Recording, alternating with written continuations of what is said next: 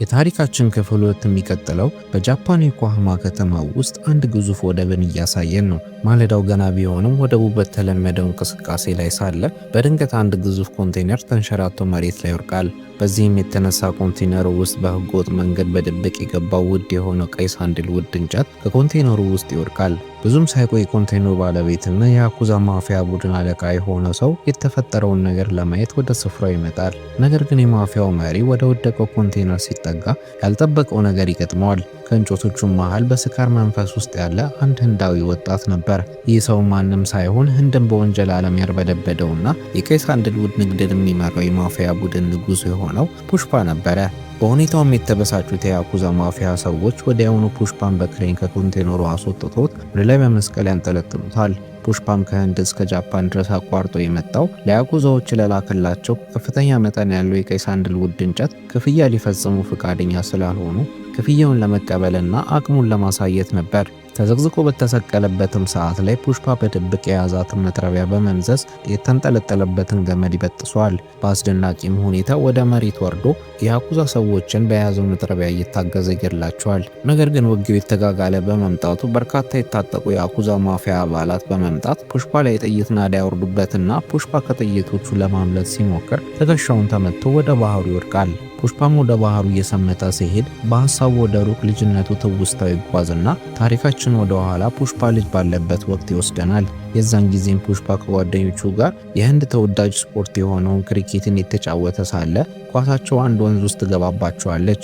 ጓደኞቹም ኳሷን ፑሽፓን እንዲያወጣት ይገፋፉትና ፑሽፓ መዋኘት ባይችልም በድፍረት ኳሷን ለማምጣት ወደ ወንዝ ዘሎ ይገባል። ይህ ሁሉ ነገር ግን በፑሽፓ አእምሮ ውስጥ ሲመላለስ የነበረ ቅዠት ሲሆን ፑሽፓ ከተኛበት በድንጋጤ ይነቃና ትንፋሽ እየሰበሰበ ራሱን ለማረጋጋት ይሞክራል። አሁንም ላይ ፑሽፓ እንደ ድሮ ተራ ሰራተኛ አይደለም። በመላው ህንድ ስሙ የናኘ ህገወጥ የቀይ ሳንድልውድ ንግዱ ሙሉ በሙሉ የተቆጣጠረና መንግስት እንኳን ሊነካው የሚፈራ ንጉስ ሆኗል። ትዕይንቱ የሚቀየርና ታሪካችን ወደ አንድ ጥቅጥቅ ወዳለ ጫካ ይወስደናል። እዛም የፑሽፓ ሰራተኞች የቀይ ሳንድልውድ ዛፎችን ሲቆርጡ እናያለን። ከሰራተኞቹ መካከል ሰሪኑ የተባለ አንድ ወጣት የሚገኝበት ሲሆን ሰሪኑ በማግስቱ ሰርጉ ቢሆንም ግን ለፑሽፓ ካለው ጽኑ ፍቅርና አድናቆት የተነሳ ያለቀ የሥራ ይቅደም በማለት በሰርጉ ዋዜማ ቀን እንጨት ለመቁረጥ ወደ ጫካው መጥቷል። ነገር ግን ስራቸው ፍጹም ሰላማዊ ነው ብሎ ቢያስቡም የፑሽፓ ቀንደኛ ጠላት የሆነው ጨካኙ ፖሊስ ባንዋር ሲንግ ማንነቱን ቀይሮና እንደ ተራ ቀን ሰራተኛ ለብሶ ከሰራተኞቹ ጋር በመቀላቀል ዛፍ እየቆረጠ ነበር። ባንዋርም ዓላማው አንድ ነገር ብቻ ሲሆን እሱም ፑሽፓን ለረጅም ዓመታት ሊያስፈርደው የሚችል ተጨባጭ ማስረጃ ለማግኘት ነበር። የባንዋር መገኘት የቀን ሰራተኞቹ ምንም ሳይጠራጠሩ ዛፎቹን መቁረጣቸውን ይቀጥላሉ። ይህ በእንዲህ እንዳለም አንድ ገለልተኛ ዋሻ ውስጥ በሚገኝ ቤተ መቅደስ ሌላ ድራማ እየተከናወነ ነው። የፑሽፓ ግማሽ ወንድም የሆነው ሞሃንና ቤተሰቦቹ በስፍራው ነበሩ። ብዙም ሳይቆይ የፑሽፓ እናትና ባለቤቱ ስሪባሊ ወደ ቤተ መቅደሱ ሲመጡ ሞሃን የድሮውን ቁርሾ በማንሳት የስድብ ናዳ ያወርድባቸዋል። ሞሃንም ለዚህ ሁሉ ጥላቻ ያዳረገውም ፑሽፓ ግማሽ ወንድሙ እንደሆነ ለማመን ፈቃደኛ እንዳልሆነና ለፑሽፓ ከፍተኛ ጥላቻ እንዳለው እንደሆነ እናስታውሳለን። ጫካው ውስጥም ልክ ዛፎቹ ተቆርጦ እንደተጠናቀቁ ባንዋር ከርቀት አድፍጠው ለሚጠባበቁት ወታደሮች ወደ ስፍራው እንዲመጡ ምልክት ይሰጣል። በቅጽበትም ሰላማዊ የነበረው የዛፍ ቆረጣ ስነ ስርዓት ወዲያውኑ ብዛት ባላቸው ፖሊሶች ይወረርና ሰራተኞቹ ምንም ያክል ለመበታተን ቢሞክሩም ሁሉም በቁጥጥር ስር ውለው ወደ ፖሊስ ጣቢያ ይወሰዳሉ። ይህ ወሬም ፑሽፓ ጋር ለመድረስ ጊዜ አልፈጀበትም ነበር። ፑሽፓና ቡድኑም የተፈጠረውን ችግር ለመፍታት በቀጥታ ወደ ፖሊስ ጣቢያው ያመራሉ። የፑሽፓም ዓላማ ሁሉንም ለማስፈታት ቢሆንም ከሁሉም በላይ ግን ነገ ሰርጉ የሆነውን ስሪኑን ለማስፈታት አስቦ ነበር። በጣቢያውም የነበረው ምክትል ኢንስፔክተር ኩትፓ የሚባል ፖሊስ ግን ኮራ ብሎ እምቢታውን ይገልጻል። ፑሽፓን ቢያንስ ስሪኑን ብቻ ልቀቅልኝ፣ ለዚህ ውለታክ ደግሞ 500,000 ሩፒ ሰጥካለሁ እያለ ይደራደረዋል። ነገር ግን ፖሊሱ በህግና በደንብ ምክንያት ማንንም ከስር እንደማይወጣ በድፍረት ይናገራል። በዚህ ጊዜ የፑሽፓ ትዕግስት ይሟጠጥና አይኖቹ በቁጣ የተንቀለቀሉ ለፖሊሱ ከባድ ማስጠንቀቂያ ይናገራል። ፑሽፓም እናንተ እዚህ የምትሰሩ ፖሊሶች የደለበ ኑሮ የምትኖሩት እኔ በምሰጣችሁ ጉቦ ነው። እኔ ባልኖር ኖሮ ገቢያችሁ እዚህ ግባ የማይባል ተራ የመንደር ፖሊስ ነበር የምትሆኑት። ስለዚህ እኔ በህይወት እስካለው ድረስ ህግም ደንብ በደንብም እኔ ነኝ እያለ መናገር ይጀምራል።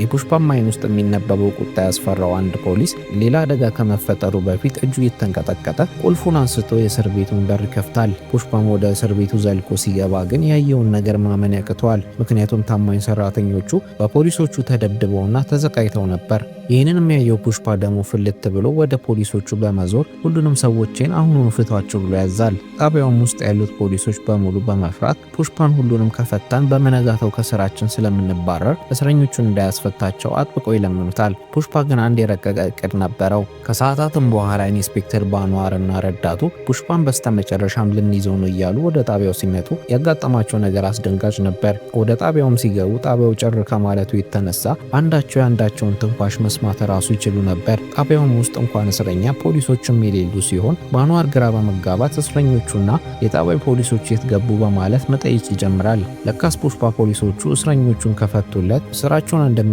ስለነገሩት ፑሽፓ ለእያንዳንዶቹ ፖሊሶች የዓመታት ደሞዛቸውን እስከነ ጡረታቸው ከቦነስ ጋር ከፍሎ ከፖሊስነት ስራቸው በገዛ ፍቃዳቸው እንዲለቁ አድርጓቸዋል። የሚገርመውም ነገር ደግሞ ቅድም ሲያቅራራ የነበረው ምክትል ኢንስፔክተር ኩትፓም ጭምር እኔም ከዚህ የተረገመ የደህንነት ኑሮ ልላቀቅ በማለት የጉቦውን ሰልፍ ተቀላቅሎ ነበር። ከዚህ ቀንም ጀምሮ የፑሽፓ ስም እንደ ጨካኝ ወንበዴ ሳይሆን የሚጠራው እንደ ለጋስና እንደ ድሆች አባት ተደርጎ በመላው ከተማ መጠራት ይጀምራል። ይህም ከተከሰተ ከተወሰኑ ወራት በኋላ የማዕከላዊ ሚኒስትር የሆነው ናራምሳ ሬዲ የሚባል ባለስልጣን ወደነ ፑሽፓ መንደር መጥቶ ስለነበረ ፑሽፓና ናይዱ ናራስ መሃል ሊያገኙት ይሄዳሉ። ከመሄዳቸው በፊት ግን ስሪቫሊ ለማዕከላዊ ሚኒስተሩ በጣም ትልቅ አክብሮት ስለነበራት ፑሽፓን ከሚኒስተሩ ጋር ፎቶ እንዲነሳ ወትውተው ነበር። ናይዱን ለሲንዲኬታቸው የፖለቲካ ከለላ ከመስጠትም አልፎ አሁን ላይ መንደሩ ባለስልጣን ሆኗል። መንገዳቸውም ላይ ናይዱ ለፑሽፓ ትልቅ ደረጃ ያለው ባለስልጣን መሆን እንደሚፈልግና ባለስልጣን እንደሆነ መጀመሪያ ላይ የሚያደርገው ስራው ለስራቸው በተደጋጋሚ ጊዜ እንቅፋት የሆነባቸውን ኢንስፔክተር ባንዋርም በዝውውር ወደ ሌላ መንደር ማዘዋወር እንደሆነ ይነግረውና አንድ ላይ ተያይዘው ወደ ናራምሳ ሄዳሉ። ቤቱም ጋር ከመድረሳቸው በፊት ጋዜጠኞች ከቧቸው ፑሽፓን አንተ ፖለቲካ ውስጥ እንድትገባ ምን አነሳሳክ ይሉታል። ፑሽፓን ፖለቲካ ውስጥ እንደማይገባና እዚህ ድረስ የመጣው ሚስቱ ስሪቫሊ ከማዕከላዊ ሚኒስተሩ ጋር ፎቶ እንድንሳላት ስለፈለገች ነው በማለት ወደ ናራምሳ ወዳለበት ቤት ከናይዱ ጋር ይገባሉ። እዛም ናይዱ ከናራምሳ ጋር ሰላም ከተባባሉ በኋላ ናይዱ ናራምሳን ከፑሽፓ ጋር እንዲተዋወቅ ያደርገዋል። ከዛም ናይዱ ለባለስልጣኑ በስጦታ መልክ ይዞለት የመጣውን ሻርፕ በማልበስ ከናይዱ ጋር ፎቶ ከተነሳ በኋላ ፑሽፓን ፎቶ ሊነሳ ሲል ናራምሳ ፊቱን ያኮማትራል። ናራምሳን ከፑሽፓ አይነት ወራዳ ወንጀለኛ ጋር ፎቶ በመነሳት የፖለቲካ ስም ማጥፋት አልፈልግም በማለት ይቆጣል። ከዛም ናራምሳ ከናይዱ ጋር አንዳንድ ነገሮችን ስለሚያወሩ ፑሽፓን በድቀት ከክፍሉ እንዲወጣ ያደርገዋል። በኋላም ላይ የቤቱ ሌላኛው ክፍል ውስጥ ፑሽፓ ቁጭ ብሎ ሳለ ናይዱ ይመጣል። ፑሽፓም ናራምሳ ባሳየው ንቀት ፊቱ ላይ ምንም አይነት የንዴት ምልክት አይታይበትም ነበር። ነገር ግን ይህ የረጋው ገጽታው ከውስጡ የሚቀጣጠለውን ከፍተኛ ቁጣ የሸፈነ ማስክ ብቻ ነበር። ፑሽፓም የናራምሳ ዘመን እንደሚያበቃና ይህ ስልጣን ለናራምሳ አይገባውም፣ የሚገባውም ላንተ ነው በማለት ለናይዱ ይነግረዋል። ናይዱም በሰማው ነገር ደንግጦ ማዕከላዊ ሚኒስተር መሆን አንተ እንደምታስበው ቀላል አይደለም፣ በጣም ትልቅ የሆነ የፖለቲካ ትስስርና ቢያንስ 100 ሚሊዮን ሩፒ ገንዘብ ያስፈልጋል በማለት የማይቻል ነገር መሆኑን ለፑሽፓ ለማስረዳት ይሞክራል። ፑሽፓ ግን ናይዱ ወሬውን እንዲቀጥል እድል አልሰጠውም ነበር።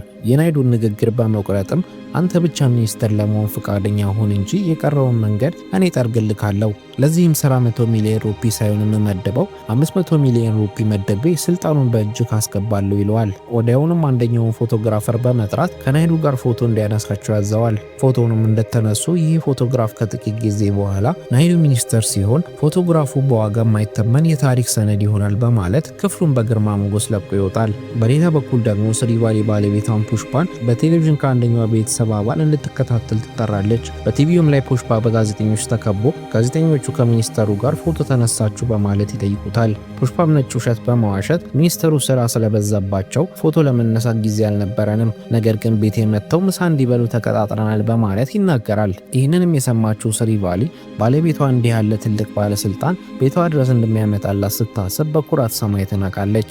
በሚቀጥለውም ቀን ናይዱ በፑሽፓ ትዕዛዝ መሰረት ወደ ዴሊ ያመራል። እዛም አንድ ፕራታፕ የሚባል ትልቅ ተጽዕኖ ያለው ባለስልጣን ጋር በመሄድ ናይዱ እንደምንም ድፍረቱን አሰባስቦ ማዕከላዊ ሚኒስተር ሆኜ መሾም እፈልጋለሁ በማለት ጥያቄውን ያቀርባል።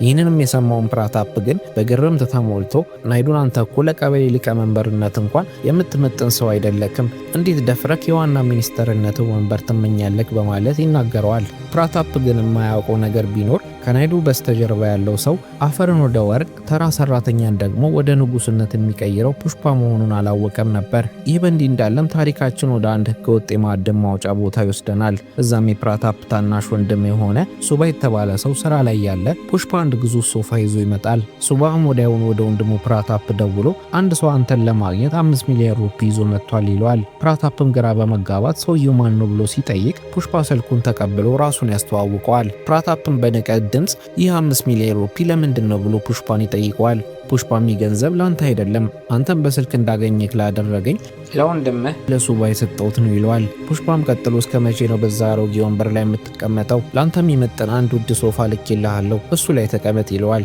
ፑሽፓም ልክ ይህንን አውርቶ እንደጨረሰ በፕራታፕ ቢሮ ውስጥ ጥቂት ሰዎች አንድ ግዙፍ ሶፋ ተሸክመው ይገባሉ። ፑሽፓም ፕራታፕን ሶፋው ተራ ሊመስል ይችላል፣ ነገር ግን ዋጋው 25 ሚሊዮን ሩፒ ነው ይለዋል። ሶፋውም ይህን ያክል ውድ እንዲሆን ያደረገው በሶፋው ውስጥ በድብቅ የታጨቀው 25 ሚሊዮን ሩፒ ነበር። ፕራታፕም በፑሽፓ የገንዘብ አቅምና በብልሃቱ ተሸንፎ ፑሽፓም የሚፈልገውን ነገር ይጠይቀዋል። ፑሽፓም ናይዱን የማዕከላዊ ሚኒስተር እንድታደርገው ፈልጋለሁ፣ እሱንም ደግሞ ካሳካት ልክ እንደዚህ አይነት ሶፋ በብዛት እልክልሃለሁ በማለት ስልኩን ይዘጋዋል። ስልኩም ከተዘጋ በኋላ ፕራታፕ ወደ ናይዱ በመዞር ይህ ጓደኛ ለገንዘብ ግድ የማይሰጠው ፍርሃት የሚባል ነገር የማይሰማው እጅግ አደገኛ ሰው ነው፣ ብትጠነቀቅ ይሻላል ይለዋል። ፑሽፓም ለናይዱ የሚኒስተርነት ወንበር የሚሆነውን ቃል የገባውን 500 ሚሊዮን ሩፒ በአጭር ጊዜ ውስጥ ለማግኘት ወደ ተግባር ይገባል። ይህንን ያህል ግዙፍ ገንዘብ ለማግኘት ደግሞ ከትናንሽ ነጋዴዎች ጋር መላፋት ትርጉም እንደሌለው ስለሚያውቅ ከአንድ ትልቅ ነጋዴ ጋር ለመገናኘት ወደ ማልዲቭስ ወደምትባል ከተማ ያቀናል። እዛም ፑሽፓ እጅግ ዘመናዊና አይን የሚማርክ ቅንጡ መኖሪያ ቤት ውስጥ ሐሜድ ከሚባል ዓለም አቀፍ የኮንትሮባንድ ነጋዴ ጋር ይገናኛል። ሐሜድም እጅግ ባለጸጋ ከመሆኑ የተነሳ በአየር ላይ በሄሊኮፕተር እንጂ በመሬት ላይ በእግሩ አይራመድም። ሐሜድም ለፑሽፓ አንድ ላይ የሚሰሩት አንድ ቅድመ ሁኔታ እስካሟላ ድረስ ብቻ እንደሆነ ይነግረዋል። ሐሜድም እኔ ከ1000 ቶን በታች የሆነ ሳንድልውድ እንጨት አልገዛም፣ ከዛ በታች የሆኑ ትናንሽ ቁጥሮች መስማት ራሱ ደስ አይለኝም ይለዋል። ፑሽፓ በዚህ ድረስ የመጣሁት ከ1000 ቶን በታች ሳንድልውድ እንጨት ለመሸጥ ሳይሆን 2000 ቶን እንጨት ለመሸጥ ነው በማለት ሐሜድ በንግግሩ ካስደመሙ በኋላ 2000 ቶኑን እንጨት በ50 ቢሊዮን ሩፒ እንዲገዛ ሐሜድን ያስማማዋል። ሆኖም ግን ስምምነታቸው እዚህ ጋር ሳያበቃ አንድ አስደናቂ ነገር ፑሽፓ ያደርጋል። ሐሜድም ከሚከፍለው 50 ቢሊዮን ሩፒ ላይ 100 ሚሊዮን ሩፒ ቀንሶ የሐሜድን የግል ሄሊኮፕተር እዛው ይገዛዋል። ፑሽፓ ምንም ያክል የመጣው በፒካፕ መኪና ቢሆንም ወደ ህንድ የተመለሰው ግን በራሱ ሄሊኮፕተር ነበር። ፑሽፓም ከማልዲቭስ እንደተመለሰ የሲንዲኬቱ አባላትን ሰብስቦ ለሐሜድ ቃል የገባውን 2000 ቶን የሳንድልውድ እንጨትን በአስቸኳይ እንዲያዘጋጁ ጥብቅ ትዕዛዝ ያስተላልፋል። በፑሽፓ ትዕዛዝም መሰረት ሁሉም አባላት ሌት ተቀን ደፋ ቀና በማለት እንጨቶቹን ማዘጋጀት ይጀምራሉ። ትዕይንቱ የሚቀየርና ታሪካችን ወደ ፑሽፓ ቀንደኛ ጠላቶች ይወስደናል። ወንድሟን በፑሽፓ የተገደለባት የማንገላም ሰሪኖ ሚስት ዳክሻ ወደ ፖሊሱ ባንዋር ሲንግ ቤት ታመራለች። እዛም ዳክሻ ባንዋርን እኔና አንተ ተመሳሳይ የሆነ አደገኛ ጠላት አለን፣ ፑሽፓን ከስልጣኑ ለማውረድ አብረን መስራት አለብን በማለት ጥያቄ ታቀርብለታለች። ፑሽፓንም ከጣሉ ማንገላም ሰሪን ወደ ነበረበት ስልጣን እንደሚመለስና ለባንዋርም ከፍተኛ መጠን ያለው ጉቦ እንደሚሰጠው ቃል ትገባለች። በአሁንም ሰዓት ላይ የፑሽፓ ኃይል ከመጠን በላይ ከመጋነኑ የተነሳ በሲንዲኬቱ ውስጥ እሱን የሚደፍር ይቅርና በክፉ የሚያውም አባል የለም። ዳክሻ ግን አንድ የረቀቀ ዘዴ ታወጣለች። እሱም ፑሽፓን በቀጥታ ከመምጣት ይልቅ የሲንዲኬቱ አባሎችን በማስፈራራት ፑሽፓ ላይ ተቃውሞ ማምጣት ነበር። ዳክሻም ቀጠለ የሲንዲኬቱ አባላቱ ፖሊስን እንዲፈሩ ካደረግን አባላቱ በፍርሃት ተሸብረው ፑሽፓን መቃወማቸው ስለማይቀር የዛኔ ፑሽፓ ብቻውን ይቀራል ትለዋለች። ዳክሻም እቅዳቸውን ለማሳካት በመጀመሪያ ዛሬ ምሽት ላይ ባካና ከተባለ ነጋዴ ወደ ፑሽፓ የሚጓጓዝ እጅግ ብዛት ያለው የቀይ ሳንድልውድ እንጨት ስላለ ይህንን ጭነት በመያዝና ንግዱን በማክሸፍ በሲንዲኬቱ አባላት ላይ ሽብር ድባብ መልቀቅ እንችላለን ትላለች። ዓላማቸውን ፑሽፓን በሲንዲኬቱ አባላት ድምፅ ብልጫ ከስልጣኑ ማስወረድና ስልጣኑን ለማንገላም ሰሪን መመለስ ነው። ባንዋርም በዳኬሻ ሀሳብ በመስማማት ወዲያውኑ ወደ ተግባር ይገባል። የባካናንም የጭነት መኪኖችን በመንገድ ላይ ሳሉ በማስቆም መኪኖቹ ላይ ቤንዚን በማርከፍከፍ በእሳት እንዲጋዩ ያደርጋቸዋል። ባንዋር ግን በዚህ ብቻ አላበቃም። ባካናን ይዞት አንድ ድልድይ ላይ በመዘግዘግ ያለምንም ያለምንም ርህራሄ ወደ ታች ይጥለዋል። ይህንንም ድርጊት የተመለከቱት ዳኬሻና ማንግላም ስሪኑ በአንዋር በፈጸሙ የተጋነነ ድርጊት ቢበሳጩም በአንዋር ግን የባካና ሞት ለሌሎቹ የሲንዲኬቱ አባሎች ትልቅ ማስጠንቀቂያና ማስፈራሪያ ስለሚሆን የሲንዲኬቱ አባሎች በታላቅ ፍርሃት ፑሽፓ ላይ ይሸበራሉ ይላል። እውነትም በአንዋር እንዳለው በሚቀጥለው ቀን ላይ በባካና ቀብር ስነ ስርዓት ላይ ሲንዲኬቱ አባሎች በፑሽፓና በባንዋር መካከል ያለው ጸብ እስካለ ድረስ በቀጣይ የምንገደለው እኛም ልንሆን እንችላለን በማለት ናይዱን ከማንግላም ስሪው ነጥቀክ ለፑሽፓ የሰጠውን ስልጣን መልሰው ምንም ያክል ከማንግላም ስሪው የምናገኘው ገንዘብ ትንሽ ቢሆንም ግን ከህይወታችን አይበልጥም በማለት ይነግሩታል። በሚቀጥለውም ቀን ናይዱ ሁኔታውን ለማብረድ ወደ ባንዋር ቢሮ ያመራል። እዛም በባንዋርና በፑሽፓ መካከል ያለው ጦርነት እንዲቆም እየተማጸነ ቀደም ሲል የተሰጠ ገንዘብ ካነሰ ተጨማሪ ገንዘብ እንጨምርልካለን፣ ብቻ አንተ ከፑሽፓ ጋር እርቅ አውርድ ብሎት ይደራደረዋል። ባንዋር ግን በቁጣ ይነሳና ወደ ናይዱ ጠጋ ብሎ ልብስህን አውልቅ ብሎ ያዘዋል። ናይዱን ግራ ተጋብቶ ሲመለከተው ባንዋር ፑሽፓ እርቃኔን አስቀርቶኝ መንገድ ላይ ለቆኛል፣ ወደ ቤትም ስሄድ በውሻዬ እንዳልታወቅ ያደረገኝ እሱ ነው። ለዛም ፑሽፓ ላደረሰብኝ ከባድ ውርደት በይፋ ይቅርታ ካልጠየቀኝ በስተቀር ምንም አይነት ስምምነት የለም በማለት ይናገራል። ናይዱም የጉዳዩን አሳሳቢነት በመረዳት የሁለቱን እርቅ ለማውረድ ያለውን ቁርጠኝነት ለማሳየት ወዲያውኑ የቢሮውን በር ዘግቶ የራሱን ልብስ ማውለቅ ይጀምራል። ናይዱም ፑሽፓ ይቅርታ እንዲጠይቅህ አደርጋለሁ፣ አንተ ብቻ በንግዳችን ላይ ጣልቃ አትግባ በማለት ባንዋርን ያስማማዋል። በሚቀጥለውም ቀን ናይዱ የሲንዲኬት አባሎቹን ስብሰባ ይጠራል። እዛም በናይዱ ግብዣ መሰረት ባንዋርን በቦታው ነበር።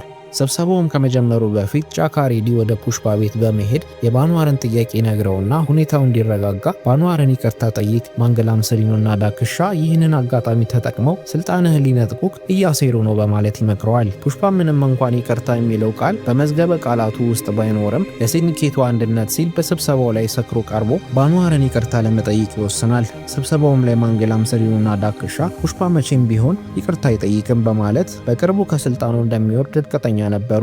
ፑሽፓን ባንዋር የሲንዲኬቱ አባሎች በተሰበሰቡበት መሃል ለባንዋር ይፋዊ ይቅርታ ይጠይቀዋል። በቦታውም የነበሩት የሲንዲኬቱ አባሎች ፑሽፓ ተሸነፈ በማለት በፑሽፓ መሳለቅና ማፌዝ ይጀምራሉ። ፑሽፓም ውርደቱን መቋቋም አቅቶት ስብሰባውን አቋርጦ ይወጣል። መኪናውም ውስጥ ከስሪቫሊና ከኬሴባ ጋር ወደ ቤቱ የተመለሰ ሳለ ፑሽፓ ትክክለኛውን ነገር አድርጌያለሁ ወይ ብሎ ይጠይቃቸዋል። እነሱም አዎ ትክክለኛውን ነገር ያደረከው ቢሉትም ግን ፑሽፓ ራሱን በሲንዲኬቶቹ መሃል ያስናቀ ስለመሰለው ተናዶ ወደ አሁኑ ስሪቫሊንና ኬሴባን ከመኪናው አስወርዶ በፍጥነት ወደ ስብሰባው ቦታ ይመለሳል። እዛም ይቅርታዬን አገኘው እያለ እንደ ህፃን ልጅ የፈነጠዘ ወደ ቤቱ ሊሄድ መኪናው ውስጥ ሊገባ የነበረውን ባንዋርን ከነ መኪናው ገጭቶት አንድ መዋኛ ገንዳ ውስጥ ይከተዋል። ፑሽፓን በዚህ ብቻ ሳያበቃ ወደ መዋኛው ገንዳው በመሄድ ባንዋር ላይ ሽንቱን በመሽናት ከሞት የከፋው ውርደት ያከናንበዋል። ባንዋርን በድንጋጤና በውርደት የት እንዳለ ራሱ ረስቶታል። ፑሽፓም ወደ ተሰበሰቡት ሰዎች ዞሮ በግርማ ሞገስ ተሞልቶ እኔ ማንም ተገዥ አይደለሁም፣ ለማንም ይቅርታ አልጠይቅም በማለት ይናገራል።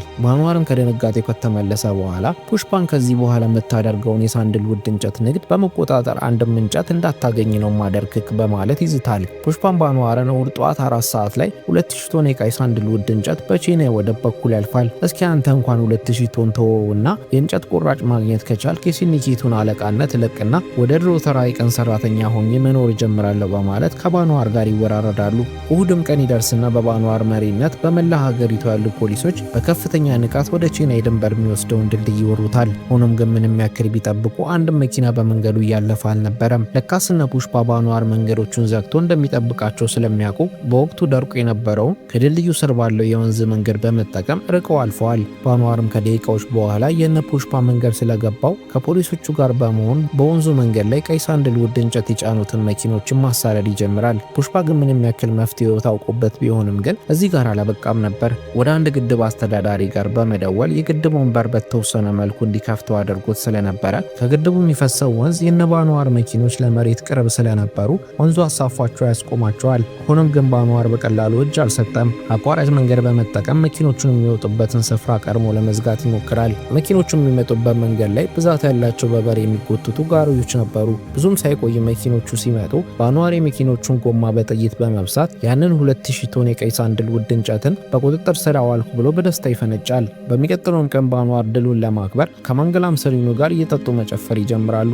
ጋዜጠኞችንም ሰብስበው ስለ ታላቁ ድሉ እያወራ ሳለ ማንገላም ሰሪኑ አንድ አስደንጋጭ እውነት ይረዳል። እሱም ባንዋር በቁጥጥር ስር አዋልኩኝ ብሎ የሚፎክርበት እንጨት ፑሽፓ ፖሊሶቹን ለማታለል የተጠቀመበት ተራ እንጨት እንጂ የቀይ ሳንደልውድ እንጨት ስላልነበረ ባንዋር በፑሽፓ ጨዋታ ዳግመኛ መሸወዱን ይረዳል። ባንዋርም በወረደት ተቃጥሎ ወደ ውጪ ሲወጣ በመንገዱ ላይ አንድ ጋሪ ያገኛል። ፑሽፓም በብዙ በሬዎች ታጅቦ ወደ ባንዋር ይመጣል። ባንዋርም ነገሩን ሲረዳ ለካስ ትናንት ምሽት ላይ ባንዋር የጭነት መኪኖችን በጥይት ከመምታቱ በፊት ያገኛቸው ብዛት ያላቸው ጋሪዎች በቀይ ሳንደልውድ የተሰሩ ነበር። እዛም ባንዋር ነገሩን ምንም ተረድቶ ስላልነበረ በአፍንጫው ስር የቀይ ሳንደልውድ እንጨቶቹ ስላመለጡት የበለጠ ይበሳጫል። ባንዋርም ተናዶ ፑሽፓን ቀን ሰራተኛው ብሎ በመጥራት እዚህ ጋር ያመጣከው ጋሪ ከቀይ ሳንደልውድ እንጨት የተሰራ ነው፣ አንድ እንጨት ካገኘህብኝ ስልጣኔን እለቃለሁ ብለህ ቃል ገብተካል ብሎ ያስታውሰዋል። ፑሽፓን ባንዋር ተሳካልኝ ብሎ ዳግመኛ ሊደሰት ሲል ጋሪው ላይ የተጠመደ ቦምብ ስለነበረ በኃይል ፈንድቶ ወደ አመድነት ይቀየራል። ከጥቂት ቀናትም በኋላ በቤተ መቅደስ ውስጥ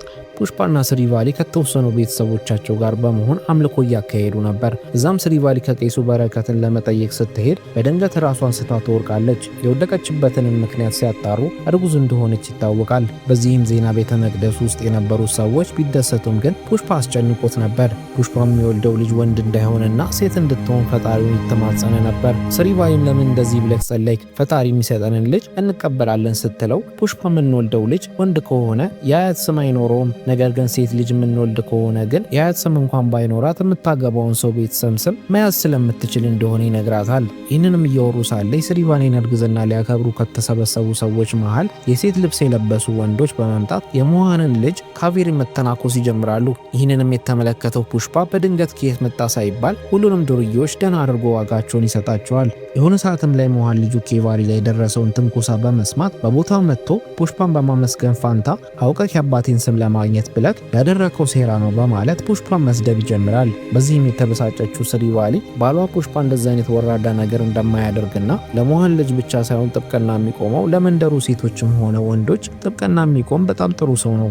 እንደውም ያንተ አባት ስም ምንም አያደርግለትም፣ የሞሊቲ ስም ከፑሽፓ ስም ጋር ሲነጻጸር ፑሽፓ የበለጠ ታዋቂና የተከበረ ሰው ነው በማለት ትናገራለች። ከጥቂት ቀናትም በኋላ ባንዋር ማንገላም ሰሪኑና ዳካሽ አንድ ላይ በመሆን ወደ ሚኒስትር ናራምሳ በመሄድ ናራምሳ ናይዱን በፑሽፓ እርዳታ አንተን ከስልጣን ሊያወርድኩ ነው በማለት ይነግሩታል። ናይዱም የፑሽፓ ድጋፍ ስላለው ናራምሳ ስልጣኑ አደጋ ላይ እንዲያወርቅ ከፈለገ የፑሽፓን የ2000 ቶን ቀይ ሳንደልውድ እንጨቶችን ንግድን ማስቆም እንዳለበት ይነግሩታል። እንጨቶቹን ታሚልናዱ በሚባል ድንበር በኩል ወደ ስሪላንካ በድብቅ እንደሚላኩ መረጃ ስላይደረሳቸው ባንዋር ይህንን ለማስቆም ወደ ታሚልናዱ ድንበር ናራምሳ እንዲያዘዋውሩ ይጠይቀዋል። ባንዋርም ከናራምሳ ፍቃዱን ከተቀበለ በኋላ ከቡድኑ ጋር በመሆን ወደ ወደቡ ይደርሳሉ። እዛ የነበሩት ጀልባዎችም ላይ ቀይ ሳንደልውድ እንጨቶችን ለሰዓታቶች ከፈለጉ በኋላ በአካባቢው ምንም አይነት እንጨት ሳያገኙ ይቀራሉ። ባንዋርም በጥርጣሬ ተሞልቶ ወዲያውኑ ወደ ባህሩ ዘሎ ሲገባ እንጨቶቹ ከጀልባዎቹ በታች ታስሮ ያገኛቸዋል። ባለጀልባዎቹም እንደተነቃባቸው በማወቅ በፍጥነት ጀልባዎቹን እየነዱ ወደ ስሪላንካ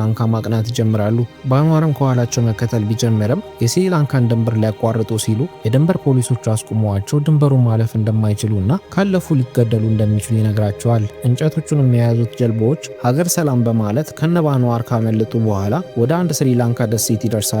እዛ ደሴትም ላይ ፑሽፓ ስለነበረ በተሳካ ሁኔታ 2000 ቶን የቀይ ሳንደልውድ እንጨታቸውን ያስረክባሉ። ይህም ታላቅ ስኬትን ከተመዘገበ በኋላ እነ ፑሽፓ ጋር አንድ ኮንቴነር ሙሉ ገንዘብ ይመጣላቸዋል። ገንዘቦቹንም በመቶዎች የሚቆጠሩ ሶፋዎች ውስጥ ያጭቁታል። ይህ ሁሉ ድካምም አንድ ግብ ብቻ እንደነበረው እናስታውሳለን። በመንግስት ውስጥ ያሉ ባለስልጣናትን በገንዘብ በማስቀር ናራምሳን ከስልጣን ማውረድና ናይዱን በቦታው መተካት ነበር። ከአንድ ወርም በኋላ ናይዱ ማዕከላዊ ሚኒስትር ሆኖ በታላቅ ድምቀት ይሾማል። ናይዱም ስልጣኑን እንደያዘ የመጀመሪያ ስራው ያደረገው ለፑሽፓ ያለውን ውለታ መክፈል ነበር። ወደ ፑሽፓን ቤት ለምሳ ግብዣ በመሄድ አመቱን ሙሉ እንቅልፍ የነሳቸውን ባንዋርን ከመንደራቸው ለማባረር ያዘጋጀውን የስራ ስንብት ደብዳቤ ለፑሽፓ ይሰጠዋል። የፑሽፓ መልስ ግን ያልተጠበቀ ነበር። ፑሽፓ ባንዋር ለእኔም ለአንተም ከዚህ በኋላ ስጋት አይደለም፣ ከእንግዲህ ተራ ሰው ነው በማለት ደብዳቤውን ቀዶ ይጠለዋል። ወደ ቤትም ከገቡ በኋላ እውነትም ፑሽፓ እንዳለው እንደተባለው ማዕከላዊ ሚኒስትሩ ባለው ቀን ቤቱ ለምሳ ግብዣ መጥቷል እያሉ ጋዜጠኞች እያወሩ ነበር። ይህ ቀንም የስሪቫሊ ልደት ሲሆን ፑሽፓ ስሪቫሊን በልደቷ ቀን ማዕከላዊ ሚኒስትሩን በማምጣት ልክ እንደ ሰርፕራይዝ ተጠቅሞታል።